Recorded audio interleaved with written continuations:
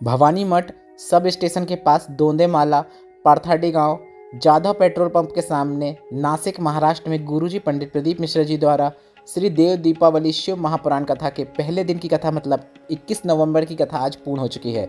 यह 5 दिवसीय शिव महापुराण कथा है जो कि 21 से 25 नवंबर 2023 तक दोपहर के 2 से 5 बजे तक आस्था और यूट्यूब के माध्यम से देखी जा सकती है। आज की कथा में गुरुजी ने बहुत रोचक पत्र पढ़े हैं। कुछ पत्र आपको बहुत ही अच्छे लगने वाले हैं। साथ ही गुरुजी ने कुछ अच्छे उपायों की जानकारी दी है। पत्रों के माध्यम से भी कई उपाय आपको सुनने मिलेंगे। साथ ही कल है 22 नवंबर, कार्तिक माह की दशमी तिथि है और गुरुजी का बताया एक विशेष उपाय है जो कि तुलसी दिया वाला उपाय है। तुलसी की लकड़ी का दीपक आपको किस प्रकार से प्रज्वलित करना है, कैसा दीपक बनाना है, उसकी जानकारी आपको हम वीडियो के माध्यम से समझाएंगे कि किस प्रकार से दीपक बना के कहाँ पर आपको दीपक प्रज्वलित करना है। यह कार्तिक माह की दशमी तिथि का उपाय करने का मौका आपको कार्तिक माह की दोनों दशमी तिथि को मिलता है। एक कार्तिक माह की दशमी तिथि जा चुकी है, अब आपके पास आखिरी मौका है यह विशेष उपाय करने का। इसलिए वीडियो अंत तक देखें ताकि कोई भी उपयोगी जानकारी आपसे ना छूटे। आज पहले दिन की कथा में गुरुजी ने कुल 10 उपाय पत्र और उपयोगी जानकारियां दी हैं। सभी की जानकारी हम आपको इस वीडियो के माध्यम से दे देंगे। अगर किन्हीं कारणवश आपने आज की कथा नहीं सुन पाई है तो पूरी कथा का रास्ता तो आपको इस छोटे से वीडियो से प्राप्त होने वाला है। आज की वीडियो का प्रश्न इस प्रकार है जो आपकी स्क्रीन में दिख रहा है। यमराज के पिता कौन है? आपके ऑप्शन इस प्रकार हैं: ए शनिदेव, बी अग्निदेव, सी सूर्यदेव, डी वायुदेव। आप इस प्रश्न का उत्तर अभी हमें कमेंट बॉक्स के जरिए भेज सकते हैं। हम इस प्रश्न का उत्तर आपको कल के वीडियो में जरूर बता देंगे। अब बढ़ते हैं आज की कथा की पहली विशेष जानकारी की ओर। कथा शुरू होते ही गुरुजी ने कहा उत्तर प्रदेश में कथा कैंसिल हुई, वह 7 दिनों की कथा थी। उसके आगे पीछे के दिन माना जाए तो कुल मिला के 10 दिन हो रहे थे। इसके बाद गुरुजी ने बताया, मैं आविष्कार जी भूसे जी का साधुवाद देना चाहता हूँ, धन्यवाद देना चाहता हूँ जिन्होंने 5 दिन की कथा धूलिया को दी और 5 दिन की कथा यह भगवान सीताराम सरकार की पवित्र भूमि को दी है। बढ़ते हैं आज की कथा की दूसरी विशेष जानकारी की ओर। सुनीता जी पत्र लेकर आई जिसमें उन्होंने लिखा, जब भी मैं माता जी के दर्शन करने के लिए जाती थी तो रोज़ माता जी से नासिक में शिव महापुराण की कथा की कामना करके आती थी। 3 महीने रोज़ मैंने एक दिन भी ऐसा नहीं छोड़ा जब माता से शिव महापुराण की बात ना कही हो। पूरे भारत में कथा हो रही थी, हमारे यहाँ नहीं हो रही थी, पर भगवान ने हमारी सुन ली है। नासिक में कथा हो रही है, उसी का आभार व्यक्त करने के लिए कथा पंडाल में आई हूँ। बढ़ते हैं आज की कथा की तीसरी विशेष जानकारी की ओर। सारिका जी पत्र लेकर आई जिसमें लिखा, मेरी लड़की के घर संतान नहीं थी जिसके 13 साल शादी के हो गए थे। मैंने मेरी बेटी को भोलेनाथ के मंदिर में जाने को कहा, 1 लोटा जल चढ़ाने को कहा, पशुपतिनाथ व्रत करने को कहा, साथ ही सफ़ेद आखड़ी की जड़ का प्रयोग तुमुरिका जी का नाम लेते हुए करने को कहा। मेरी बेटी को विश्वास नहीं था पर वह कहती थी कि क्या सफ़ेद आखड़ी की जड़ से संतान हो सकती है, क्योंकि उसने पहले भी कई जगह डॉक्टर को दिखाया था, कई जगह इलाज कराए थे, टेस्ट ट्यूब बेबी भी करवाया था, पर उसको किसी का भी कुछ लाभ नहीं मिला था। तो मैंने कहा विश्वास रखो, भोलेनाथ की कृपा से, भोलेनाथ का पर विश्वास रखने की वजह से मेरी बेटी का गर्भ ठहर गया है। 6वां महीना चल रहा है, उसी का आभार व्यक्त करने हम कथा पंडाल में आए हैं। बढ़ते हैं आज की कथा की चौथी विशेष जानकारी की ओर। संगीता जी पत्र लिख रहे हैं जिसमें उन्होंने लिखा, मालेगांव की कथा हुई थी तब हमें पता चला कि बाबा की क्या कृपा होती है। गुरुजी मेरी बड़ी दीदी के गले में गठान हो गई थी जिनका ऑपरेशन करने के लिए डॉक्टर ने कह दिया था। डॉक्टर ने यह भी कह दिया था कि गठान का ऑपरेशन होगा और उनकी आवाज़ भी जा सकती है क्योंकि लग रहा है गठान कैंसर की है। डॉक्टर ने कहा जांच के लिए गठान बाहर जाएगी। दूसरी जगह हमने बताया तो दूसरी जगह भी डॉक्टर ने चेकअप करके 8 दिन के अंदर ऑपरेशन करने को कहा। एकदम कंठ में गठान होने की वजह से वहाँ का भाग कटेगा जिसकी वजह से आवाज़ तो जाना तय है। गुरुजी उसी समय मालेगांव की कथा हो रही थी। मेरी बहन का एडमिट किया गया, बहन की ऑपरेशन की तैयारियां चल रही थी और मैं मालेगांव की कथा पंडाल में बैठकर सुनी क्योंकि गुरुजी आपने कहा था कथा पंडाल में बैठकर की गई कामना निश्चित पूर्ण होती है। मैंने बाबा से कामना किया मेरी बहन को जो गठान है वह कैंसर की गठान ना हो, बहन की आवाज़ ना जाए, ऐसी कृपा करें। अगली बार जहाँ पर भी आसपास कथा होगी वह पूरी कथा मैं कथा पंडाल में बैठकर सुनूंगी। शिव जी पर चढ़ी हुई बेलपत्र को मैंने बहन के पलंग के पास ऑपरेशन के समय डॉक्टर से रखने का निवेदन किया। इतने अच्छे डॉक्टर थे कि उन्होंने हमारा निवेदन सुन लिया। ऑपरेशन हुआ, गांठ निकाली गई और जांच के लिए गांठ बाहर गई। जांच की रिपोर्ट आई तो उसमें पता चला कि कैंसर नहीं है और बहन की आवाज़ भी आ गई है। उसी का आभार व्यक्त करने के लिए हम कथा पंडाल में आए हैं। बढ़ते हैं आज की कथा की 5वीं विशेष जानकारी की ओर। गुरुजी ने कहा शिव महापुराण की कथा कहती है, जब तक आप किसी से मिले ना, जब तक आप किसी को सामने से ना देख लें, जब तक आप किसी के सामने से बात ना कर लें, तब तक उसके बारे में आप कोई छवि ना बनाएं। किसी के कहने पर आप उसे बुरा ना समझें, अपने मन में उसके प्रति घृणा भावना ना पैदा करें। बढ़ते हैं आज की कथा की 6वीं विशेष जानकारी की ओर। ममता संतोष जी पत्र लिख रहे हैं जिसमें उन्होंने लिखा, 2019 में मेरा बेटा जो कि 19 वर्ष का था वह मर गया। मेरी एक बेटी भी है जो उससे भी बड़ी है, जो बिल्कुल ठीक है, पर मेरा बेटा चला गया। उसका गम, उसका दुख मुझे हमेशा बना रहता था। मेरा कहीं पर भी मन नहीं लगता था। मेरी ननद ने कहा, शिव महापुराण की कथा सुना करो, टीवी के सामने जमीन में आसन लगाकर कथा सुनो। और उस समय गुरुजी जब श्री शिवाय नमस्तुभ्यम बोलते हैं, उसी समय आप श्रवण करते हुए ही श्री शिवाय नमस्तुभ्यम मंत्र का जाप करने के बाद अपनी कामना बोल दो। गुरुजी कहते हैं, कथा पंडाल में या टीवी के सामने कहीं पर भी आप अगर मंत्र का जाप करते हुए कामना करते हैं, वह जरूर पूर्ण होती है।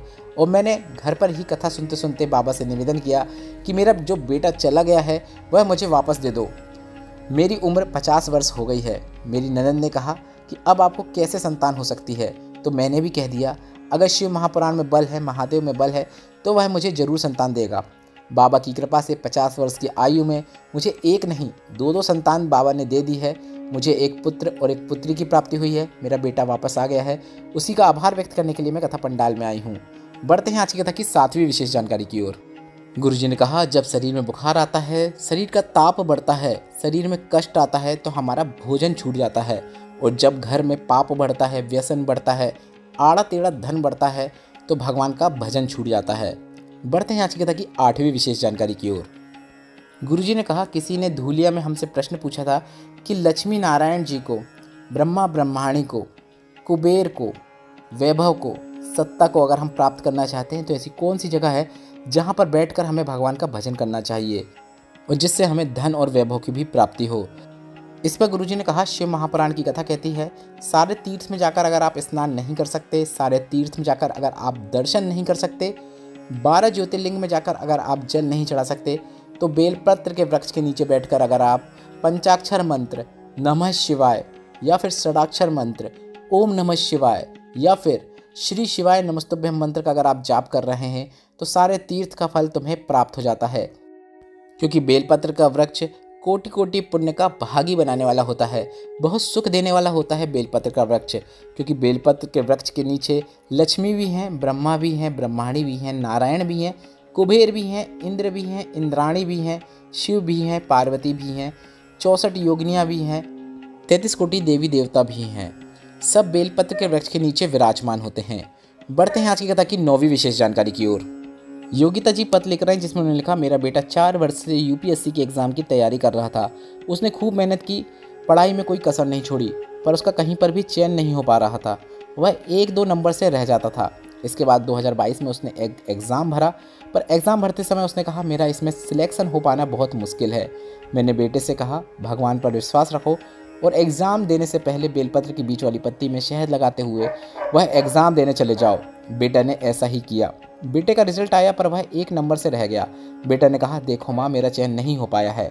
उसी समय महाशिवरात्रि भी थी। हमने महाशिवरात्रि का अभिषेक किया, बाबा से निवेदन किया। एक लिस्ट में बेटा का नाम नहीं आया था, पर अगली लिस्ट में बेटा का नाम आया। अगली लिस्ट में जो बेटा का नाम आया वह बीएसएफ की सबसे बड़ी पोस्ट असिस्टेंट कमांडेंट की पोस्ट थी, जिसमें मेरे बेटे का चयन हो गया है। उसी का आभार व्यक्त करने में कथा पंडाल में आई हूँ। बढ़ते हैं आज की कथा की 10वीं अंतिम और विशेष जानकारी की ओर। कल है 22 नवंबर और कार्तिक माह की 10वीं की विशेष तिथि है। इस दिन आपको तुलसी की लकड़ी का दीपक प्रज्वलित करना है। अब यह उपाय करने से आपको गुरुजी ने कहा क्या प्राप्त होता है। आप जिस मनोकामना को मन में रखते हुए वह उपाय करते हैं वह पूर्ण हो जाती है और आप जन्म मरण के चक्कर से छूटकर गोलोक का वास प्राप्त करते हैं। काफ़ी सरल और आसान उपाय है, पर इस उपाय को करते समय आपको कुछ बातों का ध्यान रखना है। उपाय करने के लिए आप जो लकड़ी का प्रयोग करेंगे वह सूखी लकड़ी होना चाहिए। तुलसी की ऐसी डाली का प्रयोग करें या फिर ऐसी लकड़ी का प्रयोग करें जो सूख गई हो, जिसमें बिल्कुल भी हरापन ना हो, जो बिल्कुल भी गीली ना हो। सूखी लकड़ी का ही प्रयोग करते हुए आपको दीपक प्रज्वलित करना है। अब दीपक ऐसे ही सूखी में डायरेक्ट लगा देंगे तो वैसे नहीं बन पाएगा, तो आप उसमें रुई लपेट सकते हैं। आप वीडियो के माध्यम से देखकर समझ सकते हैं कि यह दीपक आपको किस प्रकार से तैयार करना है। रुई लपेट लीजिए। इसके बाद आपको उसको घी में डुबो देना है, घी लगा देना है। पूरे दीपक की जो आपने बनाई है, लौ बनाई है, बाती बनाई है, उसमें आपको घी लगा देना है और इसे आपको भगवान विष्णु के सामने या फिर आपके घर में भगवान कृष्ण की मूर्ति हो या फोटो हो, उसके सामने आपको इसे प्रज्वलित कर देना है। भगवान कृष्ण का नाम जाप करते हुए, भगवान नारायण का नाम जाप करते हुए, जो इस दिन इस तुलसी की लकड़ी का दीपक प्रज्वलित कर देता है, गुरुजी ने कहा उसको जो भी मनोकामना है वह मनोकामना रखते हुए अगर वह दीपक प्रज्वलित कर रहा है, वह मनोकामना शीघ्र पूरी हो जाती है और गोलोक का उसे वास प्राप्त होता है। यह विशेष उपाय आप अगर शाम के समय करेंगे तो काफ़ी अच्छी बात है। वैसे यह उपाय आप सुबह या शाम कभी भी कर सकते हैं। गुरुजी ने कहा आपको इस उपाय में यह भी करना है कि दीपक को उठा के भगवान कृष्ण की, भगवान नारायण की आरती भी उतारना है। आरती उतारिए। नाम लेते हुए आरती उतार सकते हैं, भगवान का नाम जाप करते हुए आरती उतार सकते हैं, भगवान का भजन करते हुए आरती उतार सकते हैं। बस इतना ही करना होता है। बस आपको इस उपाय में 2-3 बातों का ध्यान रखना है। लकड़ी सूखी होना चाहिए और घी को आपको ज़रूर उपयोग में लाना है। घी वाला ही दीपक आपको प्रज्वलित करना है। वीडियो में बताए गए उपाय से संबंधित अगर अभी भी आपके मन में कोई प्रश्न है तो वे प्रश्न आप कमेंट बॉक्स के जरिए पूछ सकते हैं। मेरे द्वारा दी गई जानकारी अगर आपको थोड़ी सी भी उपयोगी लगी हो तो इस वीडियो को लाइक करके कमेंट बॉक्स में हर हर महादेव जरूर टाइप कीजिएगा। श्री शिवाय नमस्तुभ्यम। हर हर महादेव।